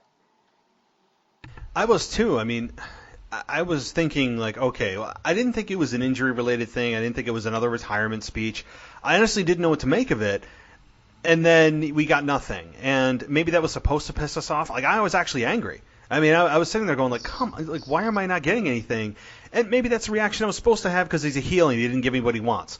But the promotion was promoting him giving a career-altering announcement, not Daniel Bryan telling us. Right. So I was kind of pissed at the promotion for giving us that and then giving nothing. I mean, maybe it was Vince McMahon at the last minute going, you know what, Bryan, I don't know, I'm second-guessing this. We might do something different next week, so just go out there and say nothing. I mean, I wouldn't put it past Vince McMahon to do that. So maybe it was a last-second call of doing that, or maybe this is strategic. And it was supposed to be just pissing off the crowd of not speaking and just coming out there and doing the Chris Jericho routine when he returned, I think it was 2010 or so, when he did the same thing, coming week after week after week and not saying anything. I don't know. But them losing the belts, I was not ready for this. I was, while Heavy Machinery could be champions, I don't think they're ready either. I think Heavy Machinery could benefit by not holding the belts for a long period of time because it would build anticipation for them winning the championships, maybe at a large pay-per-view like Royal Rumble or WrestleMania. I could go all the way to that because they're a special team.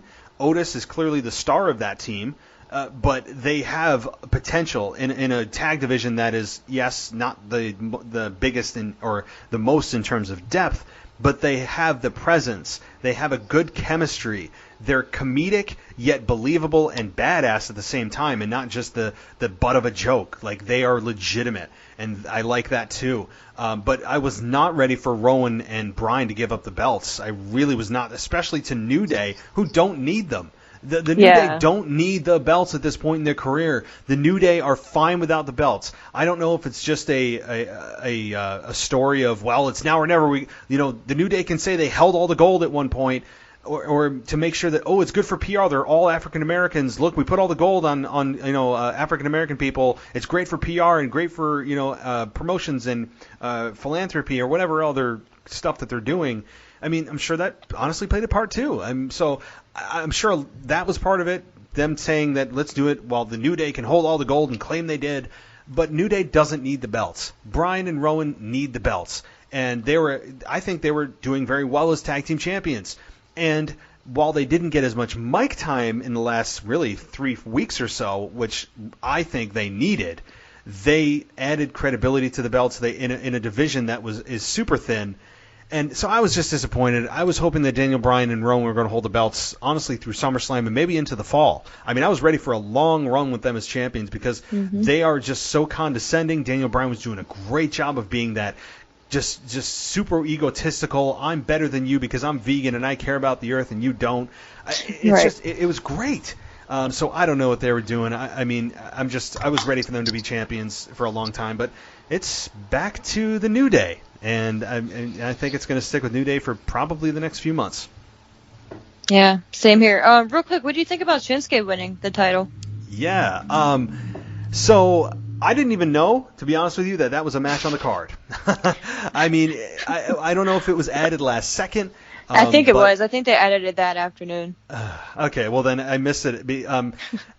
So yeah, that was crazy that they just decided to go. Oh wait, we don't have an Intercontinental Championship match. It was just insane that a belt with that much lineage is just forgotten. But Shinsuke winning, I'm fine with it. I think Shinsuke needs a revamp in the worst way, probably more than anybody. Yeah. Shinsuke needs a reset button. He needs something. And yes, putting the belt on him is a good start, but I don't want the belt to make him. I need him to make the belt. That's just the old adage that I believe is very true. I don't want the belt to be the thing that defines Shinsuke. So I need Shinsuke to give me more. Yes, he's limited in English and he's speaking no English and all that. I need him to give me more on the mic. Maybe give us a rendition of what he did in Japan. Give us, I don't care what they do. Give us like old clips of Shinsuke. Give us a sit-down promo with him. Re-educate the fans as to who he is, because he has fallen not off a cliff, but off a cliff into the ocean and then underground. I mean, he has just gone from main eventing WrestleMania to low blow happy to no speak of English to in a tag team with Rusev to the abyss of nowhere, and then back to the Intercontinental Championship. So he's kind of risen from the grave, but I need him to give me more, re-educate the fans as to who he is, remind us of what he's done in Japan. You don't have to shy away from another promotion that has not going to impact your business and aren't true competitors to your business in any way. So WWE needs, that's their responsibility to re-energize and remind fans who he is. So him being champion, I'm fine with it. He's clearly going to be feuding with Ali next, who is just this good Samaritan that has superpowers of being able to look at a alcoholic and they just are suddenly cured of their disease. I mean, he's just kind of he's like this superhuman dude who's just this all-American great guy. And I don't know. I mean, I'm fine with it. Again, it's a new matchup, which apparently is WWE's fix for everything, that they think it's just we need new matchups. We've seen this before. They think apparently that's the cure to everything, and it's a small part of what they need to fix, but it is a piece of it. So I'm fine with it because I can see them having very, very good matches together, and that's probably what they saw too when they put these two together. But character development is what I need for both guys here. Definitely. I think this is a good first matchup for Shinsuke. Like you said, I don't see Shinsuke losing the title here. I think Ali is one of those characters that you can hold off for a while, having him on the main roster before giving him a title, and just keep doing what you're doing with him. The video packages, at least it's different. He's doing it himself. at least we're hearing from him, and at least we know his purpose. So I am a fan of Wyatt. He's really good in the ring. I think they're gonna have a really good match. But I just hope that they, like we've said about many other wrestlers tonight, I think that they really need to focus on Shinsuke, rebuild him, and just go all out with him, because he is such a good get for them, and I think that they just really need to believe in him. He needs to put forth the effort, and they just need to meet on common grounds, and then just agree on what they're doing with this character and the direction, just go all out for it. And I agree with what you said, but I think, too, that they need to not just rely so heavily on his entrance to get him over. Oh, for sure, yeah. Because I think that was one of the faults with WWE's presentation of him in the first go-around was, he's a rock star. He's like a rock star. He's a rock Robert star. Roode. Yeah. I mean, look at it. Robert Roode is a one-trick pony, too. He's a one-word entrance one-trick pony. That's what he is, and it's unfortunate. I mean, look, Bobby Roode, outside of the word glorious and outside of his entrance, has nothing. He is wrestler A. I mean, he doesn't even have the mustache anymore. He has a full beard. Yeah. I mean, at least the mustache, whether you like mustaches or not, was something that differentiated him from the roster. Yeah. I mean, bring back the stash. I mean, hashtag bring back the stash. I mean, I'll start the trend. Yeah. But yes, Shinsuke needs something beyond his entrance. Even if they go back to his old entrance and don't give him the kind of abbreviated heel version of his music that he has now, as good as his entrance is, and his entrance is amazing. His music sticks in my head all day, and it's great, but it's very superficial. Like, entrances are great, and you need a great entrance to, I think, be great in WWE. But he hasn't put it all together, and WWE hasn't put it all together yet. And I need Shinsuke Nakamura to give us the character development, give us your backstory, sit down with an interview, give us a video package, do something and remind us week after week of who and what you've done and where you are and what you want to do. Give us a mission statement. Don't just give us these one-liners. I think this week he said that he's a storm in a bottle and the glass is broken and now the chaos can rain down or something like that.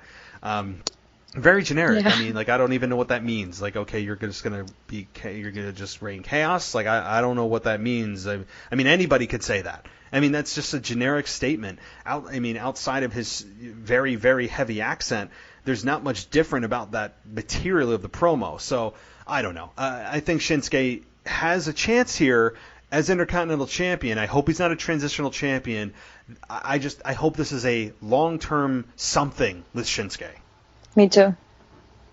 And speaking of SmackDown Live, I know we've jumped everywhere, but again, that's just what we do with wrestling talk, is Kofi and Randy Orton. And yes, this was a six-man tag, but it looks like Randy Orton is going to be positioned to face Kofi Kingston at SummerSlam. I mean, it's not official, but that looks like where they're headed. And Randy Orton hit the RKO out of nowhere and got the 3 count. And what I like here is, one, the RKO is very protected. What I mean by that is he never or very rarely do opponents kick out of the RKO. That's a very rare thing nowadays in a time and age where finishers are kicked out of on a weekly basis. The RKO has stood the test of time, and very few opponents kick out of the RKO, so I like that. And Randy Orton being a heel, fine. I'm fine with that too. Randy Orton has gone on record many a times saying he likes being a heel versus a face. Even though the RKO, as nasty of a heel as Randy Orton may be and as successful as he may be at getting boos, when he hits the RKO, people pop. I mean, there's just nothing you can do about it. The RKO has took on a life of its own. So, first of all, before I keep going on it myself and rambling, what do you think about Randy Orton and Kofi Kingston at SummerSlam?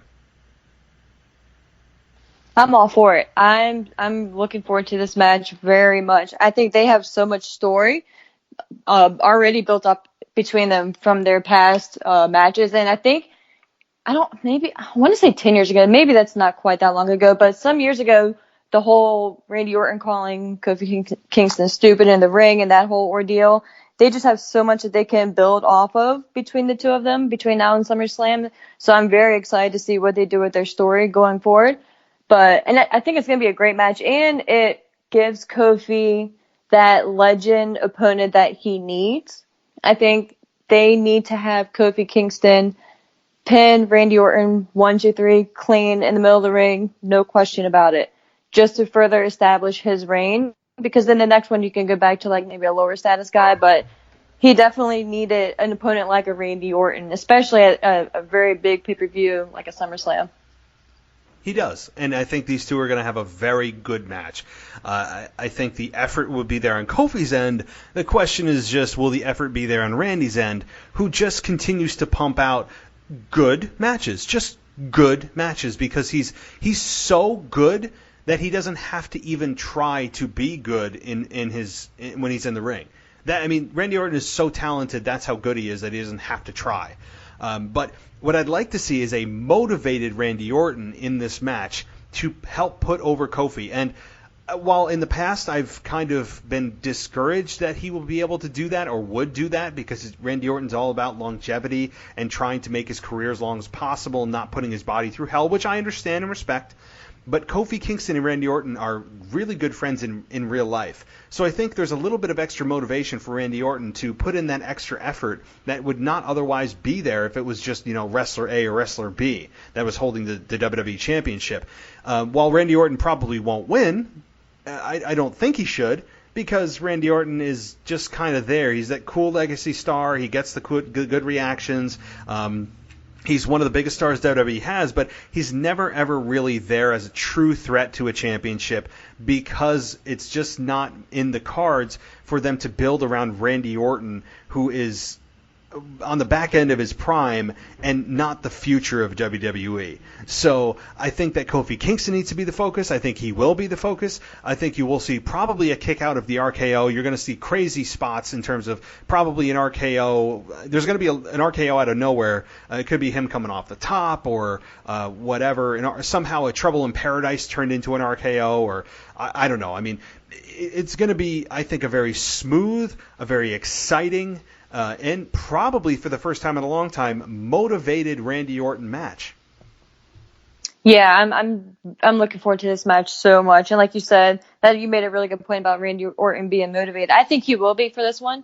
Of course, being SummerSlam, the level and the location, all that good stuff already in play. And then, like you said, them being friends on the outside and Randy Orton really wanting to do this for Kofi. I think it's going to be a great match, and I hope they keep it on Kofi. I don't see Randy Orton winning, like you said, either, but I think it's going to be a really good, solid match. So I'm very much looking forward to it. And we can't end the conversation. Again, this is just the end of my bullets. If there's anything else that you want to discuss, absolutely, let me know. But the end of my bullets has the three numbers of 2, 4, and 7. So I can't not have a conversation with you without discussing the 24/7 championship, the preposterous, just flamboyant, crazy, wacky, creative that is the 24/7 championship. And there's a lot of ways to look at this, and we've discussed it before, but it just continues to get wackier and wackier with Drake Maverick and R-Truth, who honestly, like, as stupid as some of the storylines may be, and you have to just completely turn your brain off to a level that's almost zombified of not thinking about the fact that there's a camera, a large piece of thousands of dollars worth of equipment in a room in which you're about to consummate your marriage with your wife. You're supposed to just turn that off, and you know what? I just do, because it's just not worth even ranting about because of the just craziness of this whole story. But so you turn your brain off and you look at this, and you have, I think, two guys that gel very well together. They both do comedy very well, and comedy is very hard to do. R-Truth has always nailed it. Drake Maverick is starting to come into his own of being the 24/7 champion, although has now lost it on the bed of which he was supposed to consummate his marriage with. He lost the 24/7 championship back to R-Truth. And so I'm enjoying it if I just turn my brain off and go, this is supposed to be stupid. Will it reach a level that it's just so stupid I can't even watch it as a human being? Maybe. We're not far away, but Before I continue, what do you think about this whole craziness that is the 24/7 championship that's really focused around two men in Drake Maverick, or Hornswoggle, and R-Truth? And first of all, I love it. It's so entertaining. And like you said, it is one of those things where you just put no thought into it. Just sit there and enjoy it and just take it for what it is. It's so absurd and just so crazy. Like, of course, none of it makes sense. Like, if you really, like, broke down, like, bit by bit, like, none of it would make sense. And I think for me, that's the best part about it, just because, like, there's nothing really at stake. It's a 24/7 title. Like, it's a big green title with gold plates. Like, it's absurd, and that's the whole point of it. And I think it's great. R-Truth and Drake Maverick are the two best individuals that could be fighting for this title right now. And with the Raw reunion coming up, I hope Santino Marella gets involved somehow, some way. Like, he has to. Yes, oh my god, he would be the and Hornswoggle. Like, what if, like, they just both pop actual up? Hornswoggle. The actual yes. Hornswoggle. Like, it would be perfect. So it's just, I think it's like WWE's gift to us right now. Like, they're just that gift that you didn't think you really wanted with that one toy, but you open it up and start playing with it, and it's like the best toy that you got that whole day. So that's the way I view it. It's just, it's stupid, but it's a fun stupid. Like, it's nothing, It is, and I spend so much time breaking down storylines that don't make sense and camera angles that don't make sense, and there happens to be a camera somewhere that there would never ever be a camera, and I have to remind myself that, like, look, 95% of the show should be up to that standard, but when it comes to this particular piece of the show, it's like a subset of the show, and I'm not going to criticize it for that because it's not meant to be broken down like that, or you will take the fun out of it. And so that's fine. I'm with the WWE on the ride that is this crazy, insane storylines of just impossibility and just totally unrealistic stories of 24/7 championship. But you know what, like you said, it's so stupid that it's good, and that I think is ultimately what they're going for. And they have unlimited creative to go with this. Like, there are no limits. There is unlimited amount of situations you could do with this. The insanity with this is just, I don't think even has scratched the surface as far as what they could do with it. Now, what the shelf life is of this before the fans get bored of it or start to turn on it, I think remains to be seen. I think fans are still on board because of just how ridiculous this is compared to the rest of the show. But yeah, like, I'm fine with it. Him and Drake Maverick have very good chemistry. But if you're right and they bring in Santino Marella for this, I will lose my mind. Yes. Like, you will hear me up in Albany, New York, like, just like losing my mind while you're in Tampa, Florida next week. And it would be perfect. Santino Marella was one of my favorites for comedy. Like, when he got eliminated from the Royal Rumble, I forget what year, in record time, beating the Warlord's record, and he's like, "Oh, I wasn't ready." Like, with his unibrow. Oh my God! He had really good timing. Even when he was had a very short program with Stone Cold Steve Austin, and he was crapping on the movie that Stone Cold did. It was called what was it? Not The Departed. I want to say The Departed. It's not The Departed. It was that island that Stone Cold was on in the movie. My gosh. Whatever that was, it's fleeting me. But the movie that he did, and Santino was just crapping all over it, and he put it on the ground and stomped on it and put it out like a cigarette. And he said that tonight there's not going to be a glass breaking. Like, the words that he would say, and Stone Cold comes out and gives him a stunner.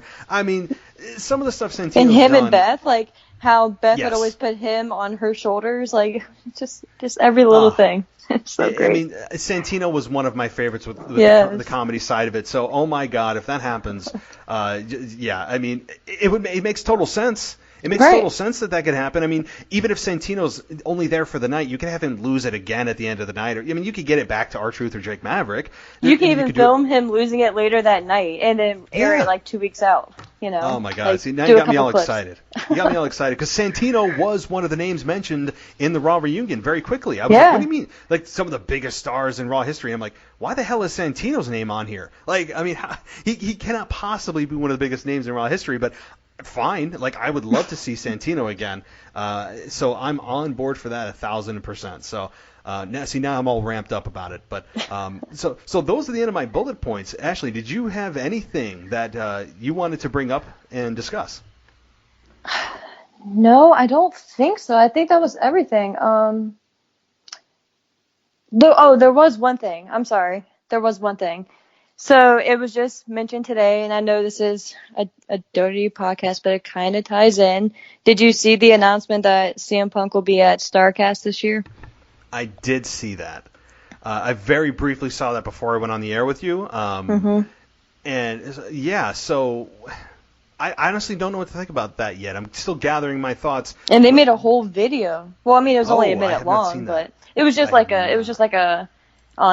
the cult of personality theme song, like the beginning parts of it, that reporter or the guy on the TV station, that muffled, announcer playing, and it was like them zooming in on the world, and then it just a visual of the city of Chicago, and then just like CM Punk just appearing up out of nowhere. Wow. All right. It was about a minute long. You definitely got to check it out. It was very well done, but seeing the video, because I'm pretty sure he appeared at All In. It was for like an autograph signing, but for them to do like a video this time, like who produced the video? Because Conrad runs StarCast, and he's not gonna, produce something like that just for one guy. Because why would he choose CM Punk out of the multiple people he has already? So it's just interesting. Yeah, I mean, look, CM Punk could be the top guy in any wrestling promotion the day that he debuts. I mean, yes, this is StarCast, so it's not like a promotion. It's not like AEW or whatever. But CM Punk returning would rock the internet to the point where it might break. He would, and I can't wait because I think it will happen. I know that wasn't your question here, so I will check out the video. But the thought of CM Punk returning to a wrestling promotion, yes, WWE would actually be where I would want to see him in a very short term, maybe for just like a WrestleMania match or something, because I think that ultimately CM Punk would not be happy again in WWE. But for him to return, it would just be, oh my God, like I would lose my mind. I think the entire internet wrestling community would lose their mind. But him appearing on StarCast, if I'm not mistaken, I mean, that would be the first significant wrestling event. It's a 4-day wrestling event at StarCast, and taking place in Chicago on Labor Day. Wow. Okay, so now I'm gonna watch this video the moment that we get off this show. Yeah, definitely check it out. And like I said, it was only about a minute long, so it wasn't anything too crazy, but it was short, sweet. It got right to the point, and it was just so well produced. It kind of reminded me of the sorry, my dog just ran by me. It kind of reminded me of the Jon Moxley video. Not too long, very well produced, completely different, but the production level. Because again, everyone was wondering who produced that video because it was so well done. For me personally, I haven't read anything. It's just me speculating 100%. But who produced the video, and why does CM Punk have a video? You have Sting being there. You have Jerry Lawler, Ric Flair, everyone. And the only person you make a video for is CM Punk. So, I mean, I don't want to, start anything. But it was just very, very interesting. And he was right. Like, the second they put that tweet out, he was retweeting it, interacting with the fans and everything. So it's just very, very interesting. And it would affect WWE, so we'll see how this plays out. Yeah, it would, and I think people have speculated, Shane McMahon using the best in the world moniker and tagline is WWE hinting that CM Punk's coming back. I don't think that's the case. I really just think it's Shane McMahon just being obnoxious. If CM Punk's music were ever to hit after Shane McMahon comes out and does that, could you just think about that, especially if it took place in Chicago or a big market like New York City. Like the reaction, I get goosebumps thinking about. Me too. Just thinking about Shane McMahon coming out and cutting one of his promos and talking about him being the best in the world, coming out, even bringing the stupid crown jewel best in the world trophy with him, and all of that. And you just are like, why the hell is Shane out here talking about this? And then you hear CM Punk's music hit. People would lose. I would lose my mind. I mean, it would just be a perfect setup, but I just don't think that's the intention behind Shane McMahon using that phrase. No, I don't either. I think it was just a happy coincidence, honestly. I think they probably didn't even realize it at first until probably a Triple H was like, hey, that's what CM Punk used to call himself. And at that point, it was too late. So I think, so did Chris Jericho, really. Yeah, Chris Jericho, yeah. One other thing, too, that I want to discuss with you, really quickly, just your thoughts on AEW at, what was it? Not Double or Nothing, but the pay-per-view after that. It was a Fyter Fest that they had. Fyter Fest, yeah. Yeah, Fyter Fest. where Shawn Spears hit Cody Rhodes in the head with a chair. I don't think we discussed this, did we? No, we didn't. I just wanted your thoughts. See how much happens in 3 weeks? It's crazy. What were your thoughts? Because I've already given mine very explicitly. Yeah. What were your thoughts on that chair shot, the head to the head in a very nasty, but very, I think, worked at the same time, even though Cody bled. What were your thoughts on that whole deal? It's one of those subjects. I think it's crazy. I'm not 100% against it. Do I want to see it happen every match, every week? Absolutely not. I think on rare occasion, and if you have two solid professionals doing it, and they said the chair was gimmicked, hopefully it was. And what happened, the main thing that got people, one of the main points about it that got people talking was him getting sliced open in the back, and that was because Cody turned his head. From what I've heard, I'm obviously not an expert. I've never even had to think about getting hit in the head with the chair, so I don't know how it all works. But they say you're not supposed to turn your head. If you're going to get hit in the head with the chair, you're supposed to just take it face on, which sounds crazy, but that's what some people have been saying. So they said that's why it sliced open the back of his head, and he had to get all those staples and everything, which was just a sick visual. What are you going to do? If it happens once every now and then, fine, but it's one of those things where it's like, some people compare it to smoking cigarettes. They're like, oh, well, it's going to kill you, but you choose to do it anyway. They compare it, now this is extreme, they compare, oh, well, he knows, the possible repercussions of the CTE and everything like that, but they're choosing to do it anyway, and that's irresponsible. It's just one of those things. If they're going to do it, just be as safe as possible, and don't do it repeatedly, because it's that one chair shot was enough to strike all this emotion and commentary on it and interest in it. So you don't need to do it a lot, just maybe once a year, if that. So we'll see. I think people kind of blew it up more than they needed to. But yeah, so we'll see. Yeah. All right. Well, I'm just curious because people were crazy over this, and I understand CTE is a big deal, and I don't want any wrestler ever getting a concussion for any reason, much less one that could easily be prevented by not taking a chair shot, much less the ones that happen by accident. So, but at the same time, I completely appreciate the balls of AEW and Cody Rhodes to go there, and he knew that this would create a ton of buzz, and want buzz around your company. And you would say, well, do you want this kind of buzz? As Vince McMahon would say, any controversy is good controversy because it creates, as Eric Bischoff said, controversy creates cash. It's true. So even if it's not great publicity, it still has people going, whoa, what the hell is this promotion doing? I didn't even know there was AEW. What is AEW? And boom, the next thing you know, you have people checking out your product. Exactly. So smart business decision, one that I don't think anybody saw coming. CTE worth it? No, he didn't get a concussion. The chair was as worked as it could have been because you see it was like almost pre-dented, or it's a thinner version of the steel, whatever it may be. But my argument to that is, yes, he got cut open because the back of the actual rounded seat portion hit him in the back of the head. As you said, there's a better way to take the chair shot.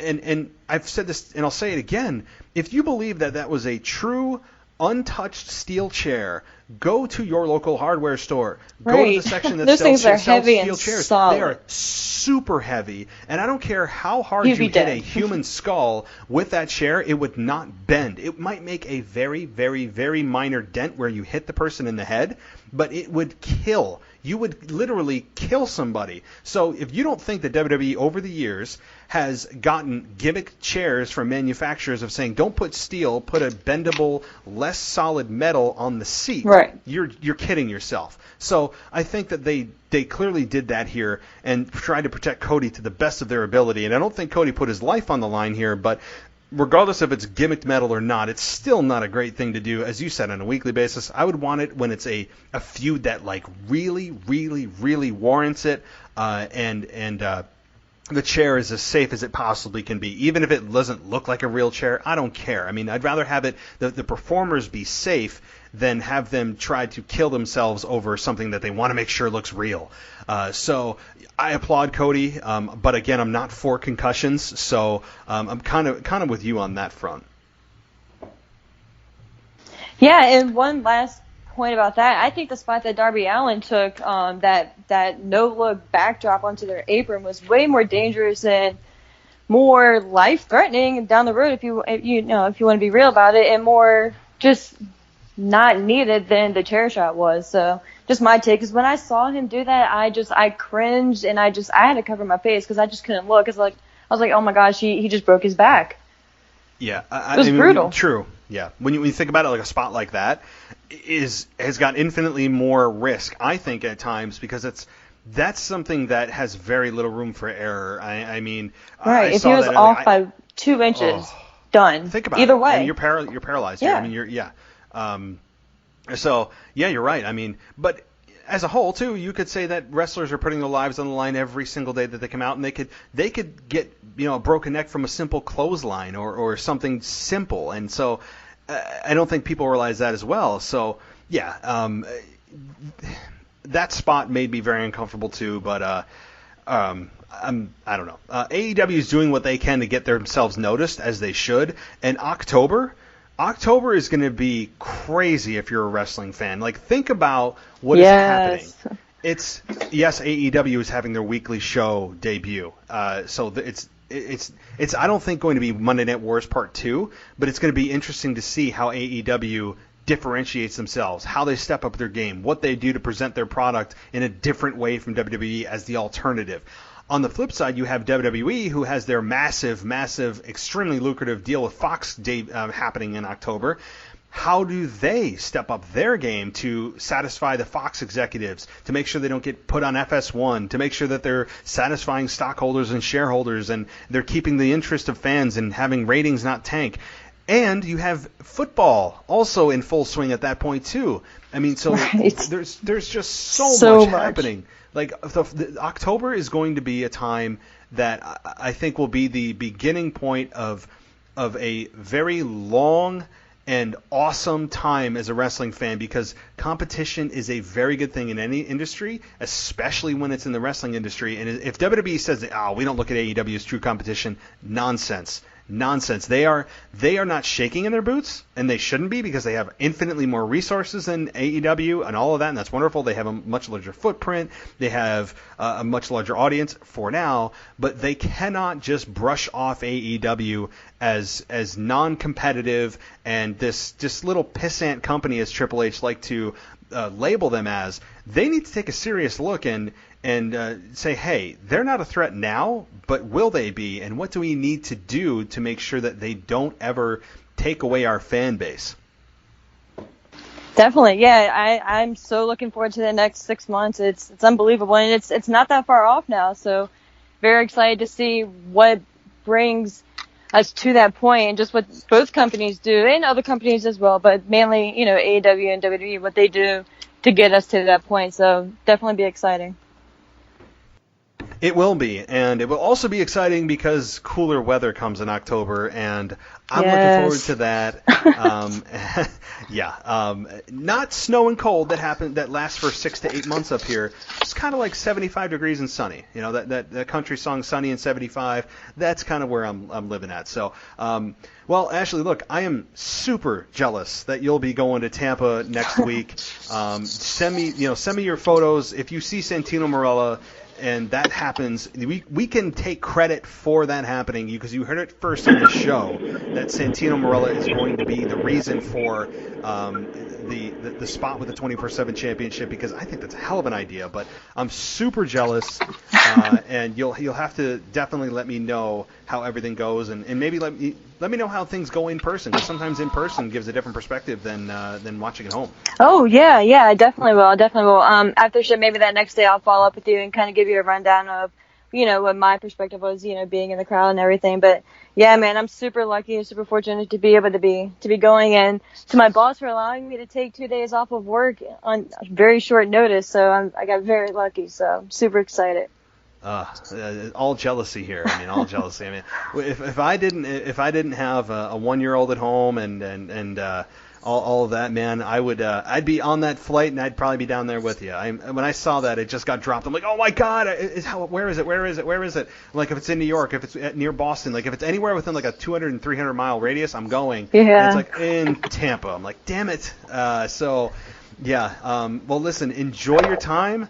Try to stay cool, and before you go, though, let everyone know where they can find you on social media. Yeah, thank you so much. I'm on Twitter at ASHMANNS, so go ahead and give me a follow and we can talk some wrestling. And she definitely will talk wrestling with you. That's not just a line. She will. So, Ashley, like it's always a pleasure. Thank you so much for joining me and taking your time out of your evening and joining me on the show. And enjoy the Raw reunion. And when Stone Cold comes out, I will be cheering at home. He's my favorite of all time, so I'm super jealous you get to see him live and Hogan and whoever else shows up. So enjoy your time and enjoy your night, and thanks again for coming on. I will. Thank you so much for having me. We'll be talking soon. Absolutely. Take care. Take care. You too. All right. Bye. Are you looking for a new podcast? Check out the Giant Voices podcast. My friend Carson Jones has on celebrities and entrepreneurs that have worked with huge brands like the NBA, Terrell Owens, and the host has worked with athletes like Arian Foster, Dennis Rodman, and others. Giant Voices has the experts and entertainment factor that will entertain but also teach you how the world of podcasting works. Check out Giant Voices on Apple, Spotify, or anywhere podcasts can be found.